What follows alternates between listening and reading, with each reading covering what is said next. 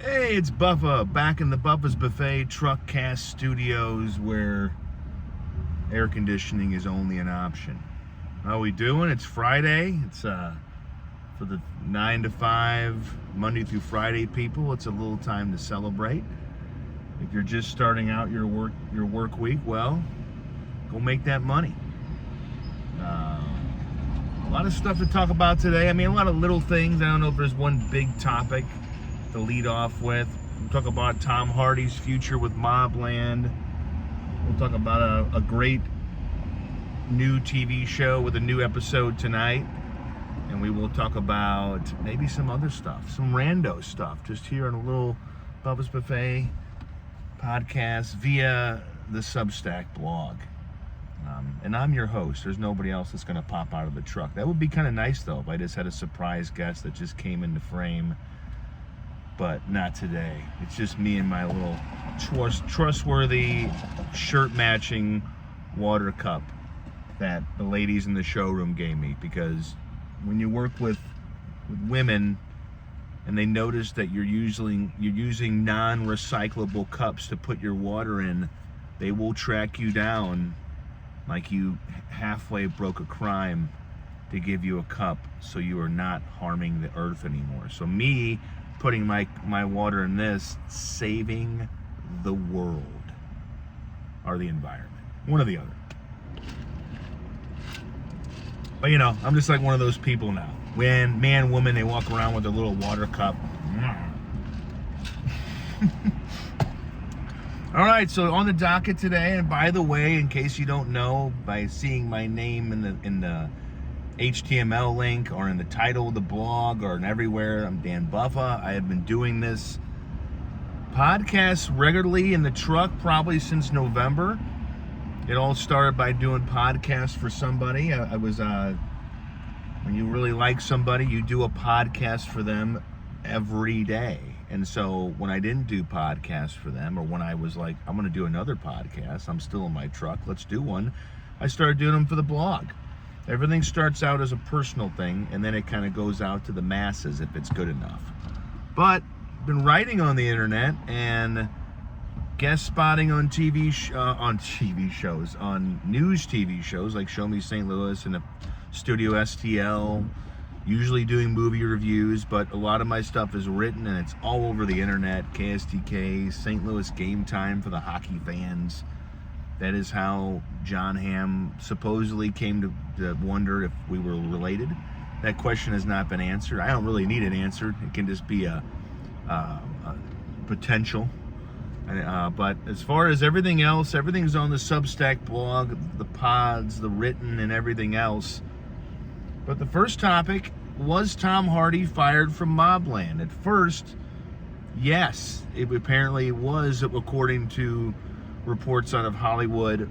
But then, of course, a week later, when everything starts to settle, that's when the real story kind of comes out. He has not been fired yet. They're creatively talking through it, which means they think, well, we're not going to have a show without Tom Hardy. He gives no offense to the great Helen Mirren and Pierce Brosnan, who were both apparently just let down by Tom Hardy's on-set antics of hiding, not coming out of his trailer, wanting to change scripts, being being tardy to the set. You know, nobody's going to watch a show with just them in it. It's just, people tune into MobLand. The number one reason is because of Tom Hardy. People like to watch him. It doesn't mean that he releases a movie and it's going to be open up to 100 million, but people tune into that show. A big chunk of it is for him. So when he's kind of being a dick, even the creators and the powers that be at Paramount Plus are not going to be like, well, we just got to get rid of him. No, you don't get rid of him. You try to work through it. You talk through it. Anybody who knows Tom Hardy's history and little rumors of him being difficult, this is not a shocker. You know, as one production source said, he's difficult, but he's a movie star. And let me just be honest, when you are in that arena and all the attention is on you and that is your life, you are known to kind of become a little bit of a diva.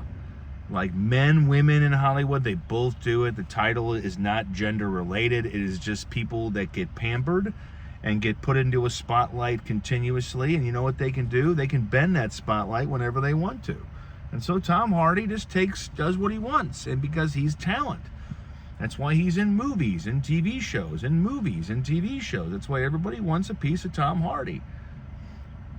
And with no offense to Helen Mirren, it's the same thing with, the show with Harrison Ford. If you took Harrison Ford out of that 1924 or 23 or whatever the heck it's called, people wouldn't watch as much because, there's certain people that they watch it for. It'd be like if you put something in with like Julia Roberts and then you had an actor that people kind of like, but they wouldn't be tuning into her because people are picky with what they watch these days. So no, Tom Hardy has not been fired. Season 2 is wrapped. That's going to be premiering later this year. Season 3 hasn't been green-lit yet. So what has he been fired from? He hasn't been fired from Season 2. That's finished. Season 3 is not even a reality yet. So no, Tom Hardy has not been fired from anything because as much as people can be dickheads, it's tolerated in Hollywood, especially if he's a draw or if she's a draw. So that's the end of that. He's still in it. I mean, there's a whole season of Tom Hardy, and now everybody's just going to watch to see if there's anything that people can notice in the on-screen scenes where Helen Mirren probably wants to punch him. Because, she's old-fashioned, just like Pierce Brosnan. They come to the set on time, bang, oh, good. That's great. And it's not like I'm condoning what Tom Hardy's doing, but I'm just saying it's a reality. It's like saying that people don't want to go to movie theaters to watch movies anymore. For part of the time, it's kind of a reality. It's you can stand against it, try to get in the way of it, but it's coming. So Hardy is still in there. He'll still be in Season 2. Season 3 is a hypothetical at the moment. Moving on to another Taylor Sheridan show, Dutton Ranch, Paramount Plus's most popular show, and which had its best opening in the first 2-3 weeks of a new show premiere. It had the highest ratings, even higher than Yellowstone. That premieres its 4th episode tonight, and I'm kind of excited for it. It's a really good show. It's a throwback. It's sweepingly romantic. It's got action to it. It's got Cole Hauser and Kelly Riley killing it in those 2 roles that fans have become to love them for. And no, you're not going to hear any on-set drama there because there are no movie stars on that show. Cole Hauser and Kelly Riley are great, but they're not Tom Hardy. They're not, they're not going to be divas. You have actors that want to work, that are happy to be working, like Cole Hauser and Kelly Riley. And then you have Tom Hardy, who has played Bane, and he's played, Venom, and he's played this, and he's played that, and he's got a different voice, and Then you got hard-working, long-time actors that didn't taste the top of the mountain in their first few years of acting, like Tom Hardy did. Like Cole Hauser's been grinding away until he got good old Rip Wheeler. I know, I always want to lift the glasses a little bit into the podcast because, this is just the cool guy look and, get to see my snake eyes. Actually, they're just brown eyes. Brown eyes with a hint of black, as somebody told me. What else? Good show tonight. We've already covered the Taylor Sheridan news. I want to get into this. On Wednesday, Tuesday, the Cardinals played the Brewers, and I don't know the reliever's name, but the Brewers reliever struck out Alec Burleson, the Cardinals hitter, on kind of a close third strike. They had to do a little auto review where they made sure it was a strike. That's a new thing in 26 where the catcher or the hitter, I think they can kind of go, hey, can we check that? And it was a close called third strike, but after he struck him out, he went towards the dugout and did a crotch chop towards the Cardinals dugout like it was October 26th and not late May, and just made an ass of himself to where the Brewers manager had to go in front of the media after the game and just say, yeah, I don't condone that. That's terrible. But the word around town is that, hey, if you do that, if you show up a team or a hitter, guess what's going to happen the next day to one of your players and possibly one of your good players? They're going to get beamed by a baseball because those are the unwritten rules of the game. As Bernie Miklasz said on his podcast, if it was Tony La Russa in that dugout, 2 Brewers probably would have been plunked. And he would have known what pitcher was going to go in to do it, because the umpire was probably going to toss him out, because the umpires aren't stupid. They know retaliation is still a thing. They know they can't take that out of the game. It's part of it. It's written into it. It's the same situation in hockey, where if an enforcer, or if a guy on one team goes after another team, especially one of their better players, and crushes them, you're going to get a visit from the enforcer of the other team. You're going to get your ass kicked. Or let's hope that happens. Those are the unwritten rules of sports.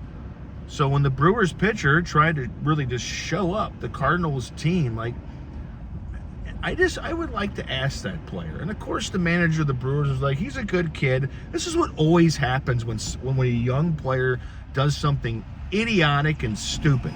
They're always like, he's a good kid. But what? Did his parents fumble his upbringing? Did the coaches up through his little leagues in high school and whatever the fuck he played, did they just kind of say, hey, be professional? That's one thing that talent cannot teach you in the game of sports, is to be professional.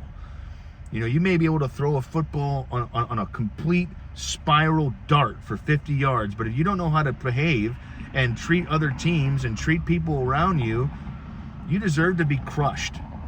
And so all the Cardinals could wish was that pitcher could come up to the plate, but due to the DH, he never will. But some Brewer, I agree, even though you can go back and forth, I agree with the masses that Ali Marmol should have had a Cardinals pitcher nail a Brewers player. I mean, hit him on his ass, hit him on his shoulder, hit him on his leg, but just go, hey, that's not acceptable. Because the Milwaukee Brewers want to do nothing more than to bury the Cardinals right now. Because the hierarchy in the NL Central has changed. For a long time, for the better part of my life, the Cardinals were the powerhouse. They were the division alpha, you know, the gangster, the mob boss of the division. They would routinely win it. They've competed in 3 World Series since 2000. They've won 2 of them. I mean, of course, it's been a while. It's been, 13 years since they got there. But in that division, outside of the Cubs winning in 16, they still kind of hold the most in the last 26 years. But the Brewers are kind of on top of that division, and they're going to be on top of that division for a while. They have rebuilt their team. They don't spend a lot of money, on their team, but they would like nothing more than to push the Cardinals down, because everybody in that NL Central knows the Cardinals aren't exactly going to go away. The rebuild is going pretty well. Even if they end up kind of having a nosedive the rest of the year and they finish a little under 500, which I don't think they're going to. They're going to have ebbs and flows, up and down.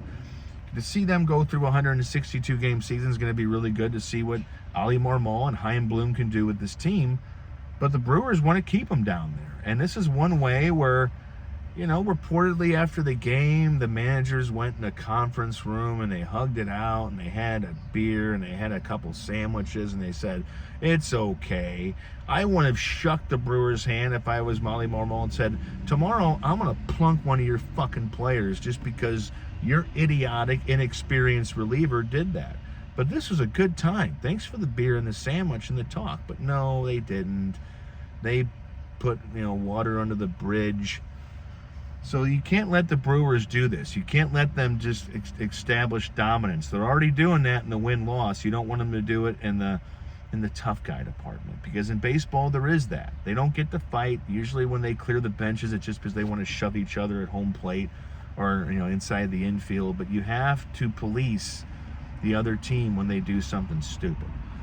So there's that. What else? Tonight, pick up the young dude, the young man, Vinny, who is rapidly approaching my height as he rapidly approaches high school. He graduated from middle school last year, and now he's in the summertime haze of having to do absolutely nothing. Because if you get good grades and you're a good kid, you don't have to go to summer school, so you get, a couple months off before you go back to the grind. And We get to hang out tonight. Usually it's going to include some Forza. That's the Xbox game that he is great at and I'm okay at. He usually kicks my ass. But if you're a good dad, hanging out with your kid is a win. So if he beats you at the games, it's like, I've already won because we're hanging out still. You're not tired of me yet. Hopefully by the time he's 28, doubled his age, hopefully he's not tired of me yet either. Oh, man. I'll be 58 then. That's kind of scary. I'll be approaching 60. Woo! Time flies. As you can tell, we're almost through May. And then we're going to be almost through June. And then half of 2026 is going to be over. But, yeah, I get to hang with the kid. We'll play some games. We might watch a movie. We might get out of the house. He's not a kid that really wants to go outside and go to the park and kick the old ball around. I don't know if a lot of kids in 2026 are like that. But being that the dude is kind of as I am and as his mom is, we're kind of a year out of the separation of the family. I don't feel like pushing him. You know, I guess if you're a dad, you can kind of push him and go, no, we're going to go outside and play catch because that's what dads and sons do. No, I don't do that. I've never done that. He wants to play games. If you're a good kid and you do your school work and you're a decent human being and you don't say fuck so much, then you can do what you want. As long as you keep it within the realms of being a good person. That's the rule. I don't make my kid play a sport because, well, you know, back in the 60s and 70s and 80s and 90s and 2000s, that's what dads made their sons do because that informs leadership and team. No, it doesn't. The world needs more thinkers, everybody, than it needs athletes. The world needs more compassionate, nice, non-dickhead thinkers than it does, you know, get out of here. Athletes are always going to come around because it's the sex appeal of being an athlete that's always going to get them in there. But the world needs more thinkers. Look around. Do you think we really need another football player, another baseball player to come about? No, we need compassionate, kind-hearted, maybe with a touch of empathy people. That's what we need. So if he grows up to do that, Mom and I have done our job. But how am I doing? Man, I am day to day. When you are a single man and you are navigating the single life and you have the ebbs and flows of dating where things are going great and then out of the horizon like the damn phoenix and then because if you know me, you know that I like and I love hard. So, and I'm a very affectionate person. And so that's how I am. You can't change it. I wish I could sometimes. I wish I could like retweak it, go into the doctors and go, hey, can you open this up and rewire me a little bit? Plug that into that circuit, take the green and put the red and the green and the, go ahead and do that. But I can't. And neither can you. We are what we are. And there's good and bad things about that. And hopefully not a lot of ugly. But yeah, every day is just kind of a day to day. Get up, work, have a little bit of fun, maybe flirt a little bit. When you're a single man, you can flirt as you negotiate with your heart to pull away from certain things, even if they don't want to.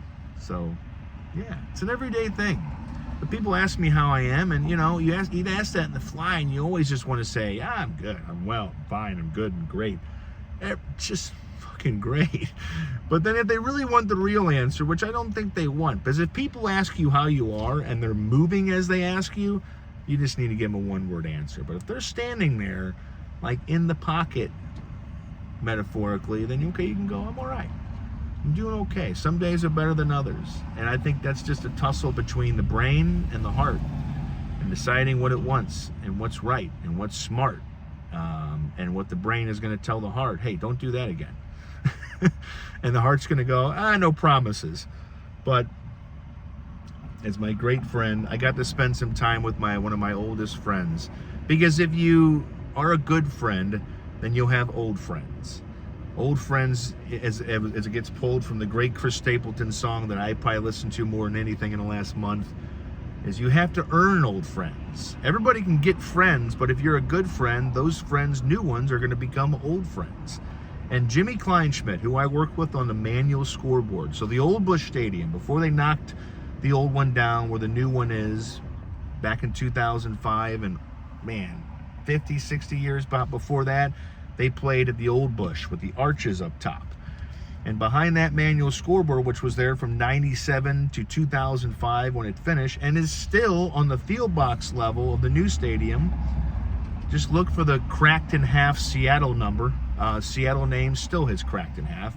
We used to call that the Cubs vampire dagger that we could stab a Cubs fan with and they would disappear. Possibly a fact. But got to hang out with him last night and told him about all the things that's happened in the last year, and he just like, oh, Danny.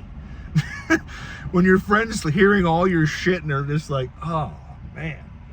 I feel like applying a bandage to your eye and a bandage to your chest.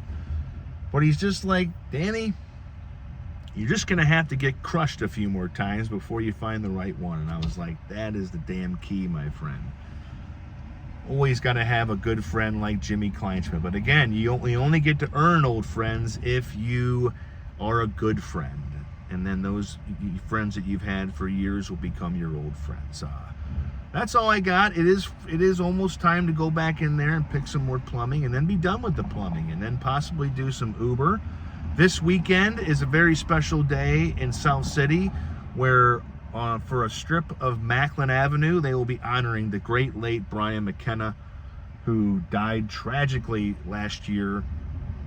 He was in the greatest form of Brian McKenna outgoingness. He was crossing a street he was crossing Hampton late night, and he was struck by a vehicle. And in the great way of life, you can be here and then you can not be here. And he touched a lot of lives in St. Louis, all over, and probably even out of the whole state and around the country. And he was tragically taken. And so last year they did that at the end of May. And this year they're doing it again. You know, they'll have some food tents, they'll have some live music. I will be there. I'm going to possibly go with good old Jimmy, where he will probably peruse and try to set me up with a woman, and I will not push back on that. If she's nice. If she'll have me. But yeah, go out to South City on Macklin tomorrow. I like to say, without knowing for sure, between 12 and 6, and they'll have some good times. And I'll be there. Possibly after doing some Uber, possibly in the middle, having a little bit of fun myself. Looking for a dunk booth.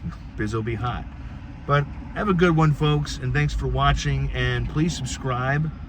It's just me. I can't be like the other podcasters and go, please, we all love this here. No, it's just me.